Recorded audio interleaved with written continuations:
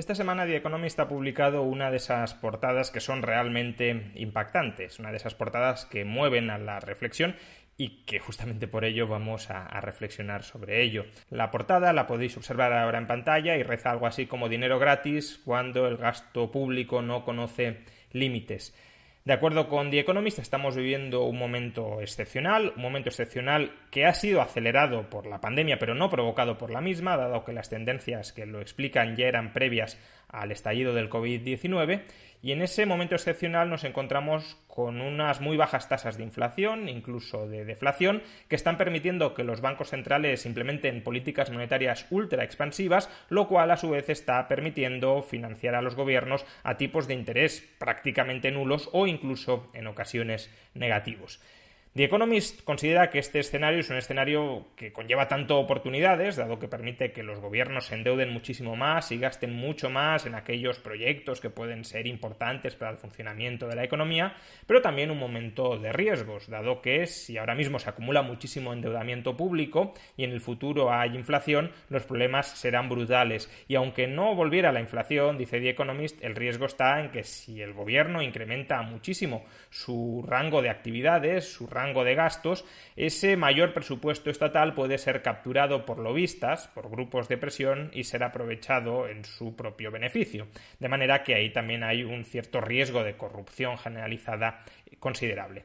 Ahora bien, el análisis que efectúa The Economist, desde mi punto de vista, es un análisis incompleto, dado que no nos permite comprender enteramente este fenómeno de baja inflación y bajos tipos de interés que aparentemente están permitiendo que los gobiernos expandan muchísimo su gasto, su endeudamiento y su gasto. Empecemos por el principio, empecemos por lo más elemental. ¿Es verdad que el gasto público no conoce límites? No, no es verdad. Cualquier economista, incluso los más fanáticos defensores de la teoría monetaria moderna, reconocen que sí existe un límite a cualquier gasto, incluyendo el gasto público, y es el pleno empleo de los factores productivos. Si todos los factores productivos están plenamente empleados, si no hay desempleo, si no hay ociosidad en ningún factor productivo, entonces el aumento de una partida de gasto público necesariamente conlleva la reducción de otras partidas de gasto.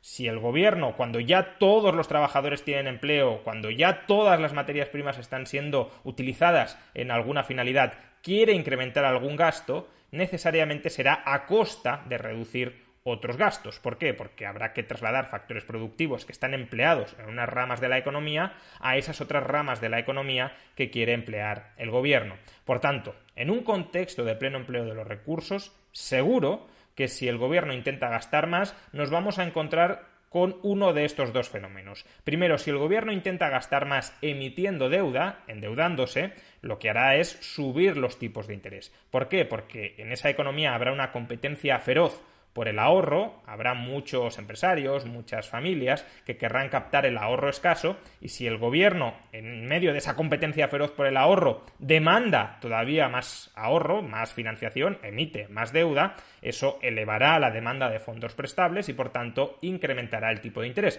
Y justamente ese incremento del tipo de interés será lo que provocará que otros agentes tengan que restringir su gasto, porque si los tipos de interés suben, habrá gente que dejará de endeudarse y por tanto que dejará de gastar, y ese menor gasto privado será el que permitirá el mayor gasto público, insisto, con pleno empleo de los recursos. Otra posibilidad es que el gobierno no quiera emitir deuda, sino que lo que haga sea emitir más moneda para gastar directamente en la economía sin pasar por el mercado financiero, sin pasar por el mercado de deuda. Bueno, si en un contexto de pleno empleo de los recursos el gobierno emite más moneda para gastar, lo que hará en ese contexto sí es incrementar los precios, sí se producirá inflación. Por tanto, desde luego, si hoy no tenemos inflación es porque no tenemos pleno empleo de los recursos. ¿Y por qué no tenemos pleno empleo de los recursos? Bueno, los factores productivos se pueden emplear o para producir bienes de consumo o para producir bienes de inversión.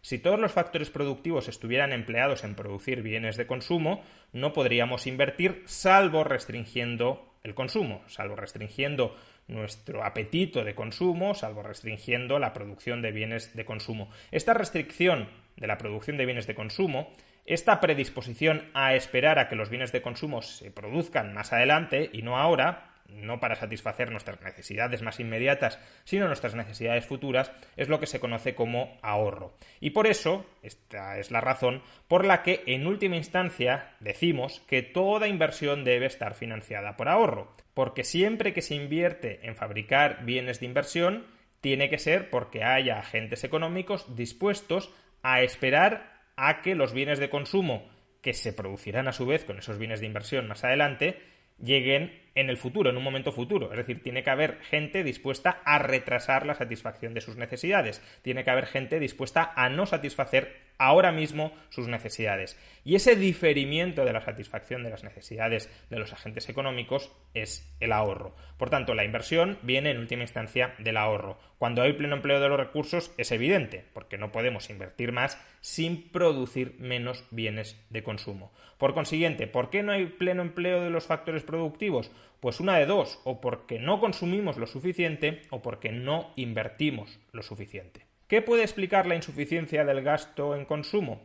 Bueno, realmente en ninguna economía occidental en los últimos siglos, nunca en los últimos siglos, los agentes económicos, todos ellos, la economía en su conjunto, ha consumido el 100% del PIB. La llamada propensión media al consumo jamás ha alcanzado el 100% de los ingresos. En las últimas décadas, por tanto, no es que la propensión media al consumo haya caído, de hecho, en la mayoría de países occidentales ha aumentado, sino que aunque se haya mantenido constante o haya aumentado ligeramente, como el PIB ha seguido creciendo, pues si consumimos el 60, el 70% del PIB, un consumo constante del 60 o del 70% sobre un PIB creciente significa que el monto absoluto de producción no consumida va aumentando. No el monto relativo, pero sí el monto absoluto. Es decir, que cada vez hay más ahorro, volumen total de ahorro dentro de nuestras economías, porque consumimos el mismo porcentaje de nuestra renta, pero la renta va en aumento y por tanto el ahorro también va aumentando.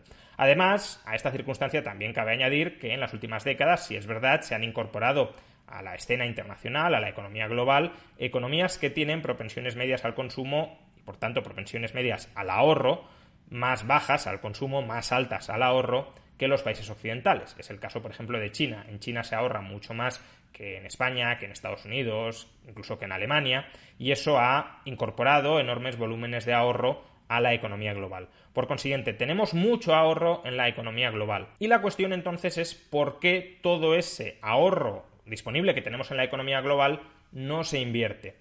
Y aquí tenemos diversas explicaciones, diversas hipótesis de por qué nos está movilizando todo el ahorro que tenemos disponible para ser invertido en diversos proyectos de negocio. Una primera hipótesis, que sería la más keynesiana marxista, es que la tasa media de ganancia, la eficiencia marginal del capital, la rentabilidad de las inversiones, conforme se acumula más y más capital, va descendiendo, porque la productividad marginal del capital es decreciente, manteniendo el resto de factores productivos constantes e incrementando el factor productivo capital. Por tanto, caída de la tasa de beneficios, caída de la tasa de ganancias, provoca que haya menos oportunidades atractivas de inversión. Otra explicación podría ser el estancamiento tecnológico, que no estemos innovando suficientemente como para atraer muchísimos volúmenes de ahorro y de inversión en unas nuevas tecnologías que, como digo, no aparecen. Otra hipótesis es el envejecimiento de la población. Cuanto más envejecida está la población, menor impulso emprendedor tiene esa población. Por consiguiente, si los agentes económicos se vuelven más aversos al riesgo y no quieren asumir, por tanto, tantos riesgos como antes, únicamente estarán dispuestos a invertir en proyectos de negocio que sean muy conservadores, que sean muy seguros, que no conlleven muchos peligros. Y claro, como proyectos de inversión muy seguros los hay muy escasos, pues si todo el ahorro disponible lo intentan concentrar solo en proyectos seguros y no se atreven a asumir riesgos, tendremos una sobreabundancia de ahorro disponible para inversiones seguras y una insuficiencia de ahorro disponible para inversiones arriesgadas. En todo caso, no se invertirá en proyectos arriesgados y tendremos, ya digo, exceso no invertido de ahorro en proyectos seguros. Otra hipótesis es la creciente oligopolización de la economía. Si cada vez hay menos competencia, si cada vez hay más oligopolios, las oportunidades de inversión, las oportunidades de creación de nuevas empresas también van siendo cada vez más escasas. Otra hipótesis es la sobreregulación. Si los gobiernos regulan la economía estrangulando las oportunidades rentables de inversión, pues estas evidentemente desaparecen. Y una última hipótesis es la zombificación. Los rescates sistemáticos de las malas empresas provocan que cada vez haya menos oportunidades de nueva inversión.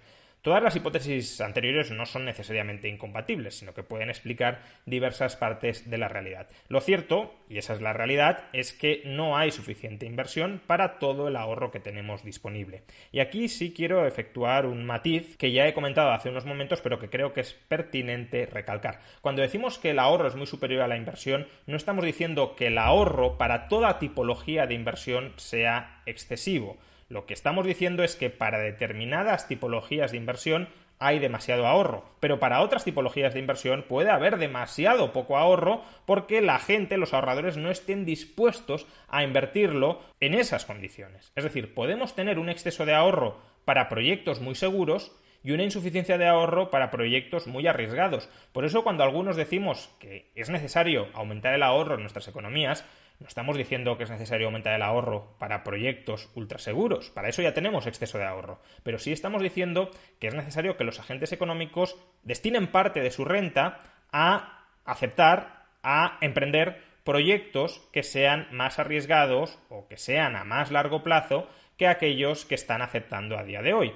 Y para que los agentes económicos, evidentemente, estén dispuestos a asumir más riesgos, necesitan tener un mayor colchón de fondos propios para poder asumir en su propia carne ese mayor riesgo. En todo caso, si el ahorro, al menos el ahorro para determinadas tipologías de inversión, supera a la inversión, ¿la diferencia en qué se traduce? Pues la diferencia se traduce en un mayor atesoramiento. Esto también es importante entenderlo en su último significado. Veamos, el ahorro significa que quiero trasladar ingresos que tengo en el presente al futuro.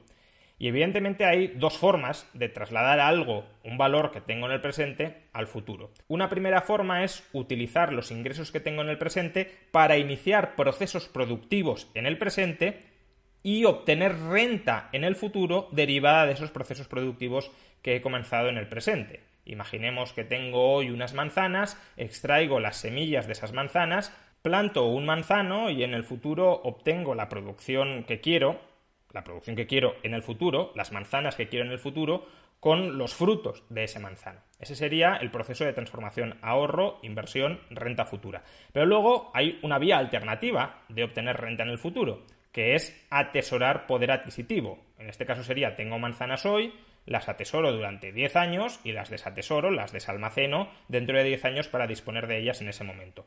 ¿Cuál es el problema? Que los costes de almacenamiento de bienes presentes son altísimos. En el caso de las manzanas, como se pudren, los costes de almacenamiento son infinitos. No puedo tener manzanas en el futuro almacenando manzanas en el presente. Por consiguiente, la única forma que tengo de obtener manzanas en el futuro a partir de manzanas en el presente es produciendo nuevas manzanas en el futuro. ¿Qué pasa si yo quiero tener manzanas en el futuro, pero no quiero, porque no me atrevo, por ejemplo, a producir manzanas, a empezar la producción de manzanas en el presente para que esas manzanas aparezcan en el futuro? Pues que solo tengo la opción de acceder, de quedarme con las manzanas que están produciendo otros. Y es ahí donde el atesoramiento de dinero tiene sentido. Si yo atesoro oro, por ejemplo, en el futuro podré desatesorar oro y comprar las manzanas a quien haya producido manzanas. El atesoramiento de dinero es un mecanismo que puede servir para trasladar renta del presente al futuro para algunos agentes económicos. Sin embargo, es evidente que no todos los agentes económicos pueden trasladar renta del presente al futuro con el atesoramiento de dinero. Si todos atesoramos dinero y nadie inicia procesos de producción de bienes futuros, cuando vayamos a desatesorar el dinero dentro de 10 años, no habrá PIB que comprar con ese dinero. Por tanto, cuando todo el mundo o cuando mucha gente comienza a atesorar dinero, lo que sucede es que hay deflación. Los precios empiezan a caer porque mucha gente quiere comprar dinero y para comprar dinero está dispuesta a vender muchos bienes muy baratos. Eso hace que los precios de los bienes caigan que el dinero se aprecie, los precios de los bienes caigan, y eso es la deflación. Y justamente también esta deflación lo que abre son nuevas oportunidades de inversión, porque claro, si hoy se están vendiendo a descuentos muy grandes bienes presentes, un empresario medianamente perspicaz puede comprar esos bienes presentes hoy a esos descuentos e iniciar el proceso de producción de bienes futuros. Pero en todo caso, si todos atesoráramos dinero, como digo, no habría producción futura. Pues bien, en el pasado teníamos el patrón oro y el atesoramiento de oro provocaba esos movimientos deflacionistas que se tendían a autolimitar porque cuando caían mucho los precios, como digo, se abrían oportunidades de inversión. Pero hoy ya no tenemos el patrón oro. Hoy el atesoramiento de poder adquisitivo para comprar bienes en el futuro se orquesta a través de otro mecanismo, a través de otro activo, y ese activo es la deuda pública, ya sea moneda fiat, ya sea dinero en efectivo o ya sean títulos propiamente de deuda de los estados, es decir, bonos. Cuando compramos deuda pública, el gobierno nos promete que nos dará en el futuro dinero y con ese dinero podremos comprar aquellos bienes que queremos comprar en el futuro. Fijémonos que invirtiendo en deuda pública nosotros no estamos contribuyendo directamente a iniciar ningún proceso productivo que genere renta futura. Simplemente estamos adquiriendo un derecho contra el gobierno para que el gobierno nos dé ingresos, nos dé renta, nos dé parte de su recaudación en el futuro. Ese es el motivo por el que hoy, como muchos agentes económicos están demandando un medio de atesoramiento de su ahorro, y ese medio de atesoramiento es la deuda pública, los tipos de interés de la deuda pública son tan bajos, incluso negativos. Si la demanda de deuda pública es mucho más alta que la oferta de deuda pública, los tipos de interés se pueden convertir en negativos, es decir, el precio de la deuda pública puede aumentar por encima de su valor nominal. Y ese también es el motivo por el cual hoy los gobiernos, como la demanda de deuda pública es tan alta, para atesorar, para mantener poder adquisitivo, para trasladar poder adquisitivo del presente al futuro sin exponerse al riesgo de iniciar procesos de producción. Ese es el motivo por el cual los gobiernos hoy pueden emitir deuda pública sin que se disparen los tipos de interés o sin que se disparen los precios. Cuando los gobiernos emiten esa deuda pública para captar todo el ahorro que, digamos, busca seguridad, ahorro que no quiere asumir riesgos, los gobiernos logran cantidades ingentes de financiación con las cuales pueden movilizar los factores productivos que se han quedado ociosos justamente porque el sector privado no ha querido movilizar esos factores productivos en forma de inversión. Y por tanto el gobierno en teoría podría conseguir el pleno empleo si utiliza toda esa financiación que ha captado vía deuda pública para iniciar procesos de producción, para iniciar procesos de inversión a largo plazo. ¿Cuál es el problema? ¿De verdad nos creemos que si el sector privado, si millones de empresarios, millones de cabezas pensantes descentralizadas no son capaces de invertir rentablemente todo el ingente volumen de ahorro que se ha generado, ¿de verdad creemos que los políticos sí van a ser capaces de hacerlo? La respuesta más probable es que no. La respuesta más probable es que los gobiernos sí captarán esa financiación, pero en su mayor parte no la invertirán de tal manera que la renta adicional que hayan generado los gobiernos con la inversión de la financiación que han captado emitiendo deuda pública, ya digo, la renta adicional generada por esa inversión, permita remunerar, permita devolver la deuda a los ahorradores que compraron esa deuda pública. Y si el gobierno no consigue generar una renta adicional suficiente como para remunerar a sus acreedores, ¿de dónde va a poder remunerar a esos acreedores cuando llegue el momento del pago? Cuando esos acreedores digan, yo quiero desatesorar el poder adquisitivo que he atesorado en la deuda pública porque quiero gastar hoy. Pues va a venir necesariamente de más impuestos futuros. El gobierno va a tener que subir los impuestos para poder pagar su deuda pública porque, insisto, las rentas generadas por la inversión de los capitales captados vía deuda pública no producirán, no proporcionarán previsiblemente un rédito suficiente como para devolver esa deuda pública de manera interna, de manera autónoma. Pero fijémonos en la perversidad de este proceso. Como hay ahorradores que no quieren consumir hoy, sino que quieren consumir en algún momento indeterminado del futuro, pero no quieren contribuir a producir, mediante inversión, la renta que van a consumir en el futuro, lo que hacen es comprar unos títulos financieros que en última instancia les habilitan a parasitar a aquellos que sí se lanzan a invertir y a producir renta en el futuro. Lo que están haciendo es comprar deuda pública que no son más que derechos sobre la recaudación fiscal futura que va a recaer en los generadores de renta de producción en el futuro. Pero claro, si el gobierno para devolver la deuda pública va subiendo los impuestos, lo que termina provocando es que cada vez haya menos inversiones rentables. Es decir, de alguna manera el gobierno realimenta el proceso que ha originado que haya un exceso de demanda de deuda pública porque hay una deficiencia de demanda de proyectos de inversión, porque son proyectos de inversión no insuficientemente rentables para el riesgo que implican. Por consiguiente, el actual contexto de endeudamiento laxo para los gobiernos, de endeudamiento barato para los gobiernos, no es una situación que debamos celebrar. El actual contexto de bajos tipos de interés, de baja inflación, es un contexto que pone de manifiesto el estancamiento económico en el que nos encontramos, la falta de oportunidades de inversión que puedan ser explotadas para generar riqueza, para generar valor para los demás por parte del sector privado. Por tanto, los gobiernos, lejos de intentar aprovechar la situación actual para endeudarse y gastar, todo lo cual solo va a redundar, en la mayor parte de los casos, en malas inversiones con socialización de pérdidas vía impuestos, lo que deberían estar haciendo es preocuparse por solventar las causas subyacentes que explican la insuficiencia de oportunidades de inversión. Puede que algunas de esas causas subyacentes no puedan remediarse a través de ninguna política pública concreta, pero desde luego sí hay causas que pueden y deben remediarse. Por ejemplo, la oligopolización de la economía, que en gran medida se debe a privilegios que ha ido generando el Estado en favor de determinados lobbies, de determinadas grandes empresas, la sobreregulación que impide que se invierta en numerosos sectores en condiciones de rentabilidad, o la zombificación de la economía, que es en gran medida consecuencia de las políticas de estímulo y de rescate que aprueban los gobiernos para evitar caídas de la actividad económica, pero que terminan consolidando estructuras productivas del todo desfasadas, del todo caducas, del todo antieconómicas.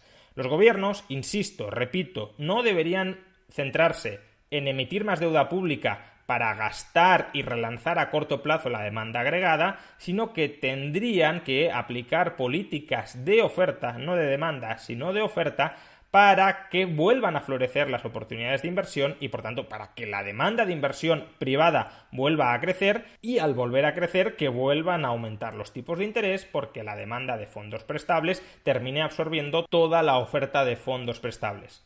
Cuando The Economist nos dice que el dinero ahora mismo es gratis, lo que en última instancia está ocultando es que ese dinero gratis, ese dinero gubernamental gratis, es el reverso de lo muy caras que son hoy las inversiones en el sector privado. Y lejos de contentarnos, lejos de complacernos con la financiación abaratada del sector público, lo que deberíamos estar haciendo es abaratando el coste de la inversión privada para que el sector privado pueda volver a invertir en masa.